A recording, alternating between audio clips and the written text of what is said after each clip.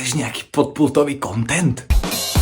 Ahojte, moje meno je Bača a ak ma ešte nepoznáte, tak rád cestujem, surfujem, rád sa vozím na offroadových autách, ale aj na bajku alebo na tanku. Ale zo všetkého najradšej. Mám prácu rukami. A o tom svedčí nielen môj stôl v tvare dielne, ale aj množstvo môjho obsahu. Ale poslednou dobou si tak hovorím, že niečo tomu chýba. A ja už presne viem čo. Všetky moje custom projekty som vytváral preto, lebo ma to jednoducho baví učiť sa remeselné činnosti. No nejak mi chýba ucelenosť a s tým ide ruka v ruka aj pravidelnosť. Povedal som si, že tomuto všetkému dám tvár, a to v podobe loga. Predúmal som celé dni, aby som prišiel na to, ako pre vás vyrábať content pravidelne, až mi skreslo v hlave jediné. Inšpiráciu hľadať v mojom muskulatívnom zázemí v obchode s náradím. Pomenul som si na všetky tie videjka o homemade neonových nápisoch a bolo jasné, ako podobu dostane moja dielňa. Ak však chcete šetriť a vyrábať si výrobky sami, musíte najmä veľa a správne merať. Môj neonový nápis začínal dostávať svoju podobu. Spoločnosť mi pri práci mimochodom robil tento nový a odolný Redmi Note 14 Pro a jeho naložený 200 megapixelový foťak. Náčrtom a výmerou nápisu sme hotoví, teraz ho už len ostáva vyrezať s hornou frézou. Avšak v mojich spomienkach prsov deštruktivity figuruje v oblasti tých temných. Preto sa na pokračovanie pozrieme až zajtra, ale predtým ešte jedna dôležitá info. Tieto moje DIY projektiky budú prvýkrát vychádzať pravidelne, z čoho sa veľmi teším, ale za to môžeme vďačiť iba tomu, čo mi dnes najviac padalo, a to nášmu dnešnému sponzorovi, novému telefónu Redmi Note. Takže pozriem fočky o telefóne v storke a tiež sa na pokračovanie, pretože ten nápis je proste...